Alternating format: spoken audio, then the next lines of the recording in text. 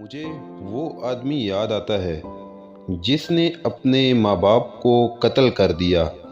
جب اسے سزا سنائی جانے لگی تو اس نے اس بنا پر رحم کی درخواست کی کہ وہ یتیم ہے۔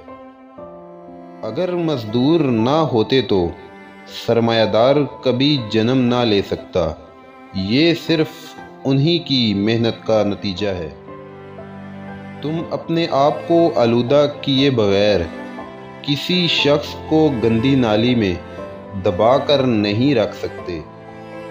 میں کتابیں پڑھنے کے شوق کے تحت 50 میل کا فاصلہ طے کر کے اپنے دوستوں سے کتابیں مانگ کر لایا کرتا ہوں۔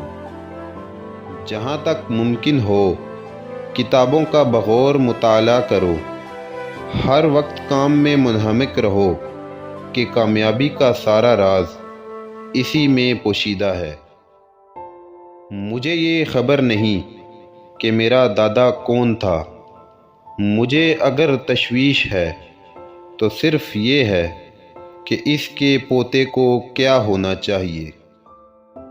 دنیا کی تاریخ میں کسی ایسے فلاسفر کا ریکارڈ نہیں جو کہ خوش رہا ہو۔ آزادی چھن جائے تو پھر تمہارے پاس کیا رہتا ہے؟ آزادی ایک ایسا لفظ ہے جس کی تعریف مشکل ہے۔ اپنے مستقبل کی پیشن گوئی کرنے کا بہترین طریقہ اسے تخلیق کرنا ہے۔ کچھ لوگ بڑی کامیابی حاصل کرتے ہیں۔ یہ اس بات کا ثبوت ہے کہ دوسرے بھی اسے حاصل کر سکتے ہیں۔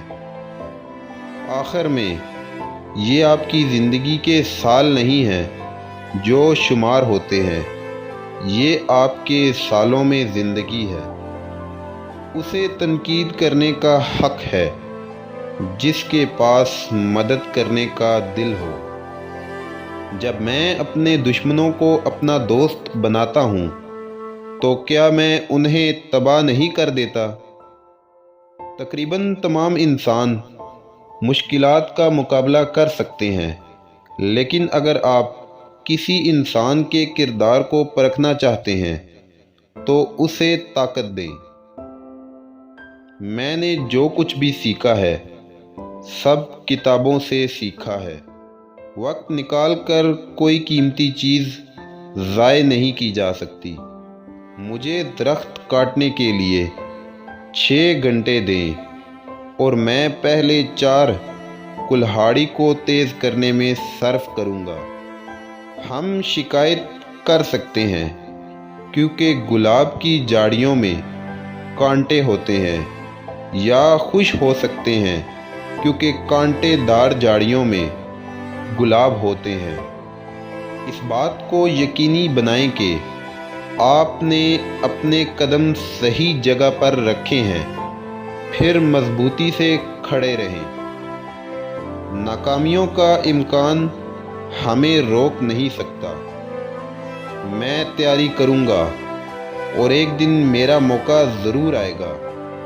جناب، میری فکر یہ نہیں ہے کہ خدا ہماری طرف ہے یا نہیں۔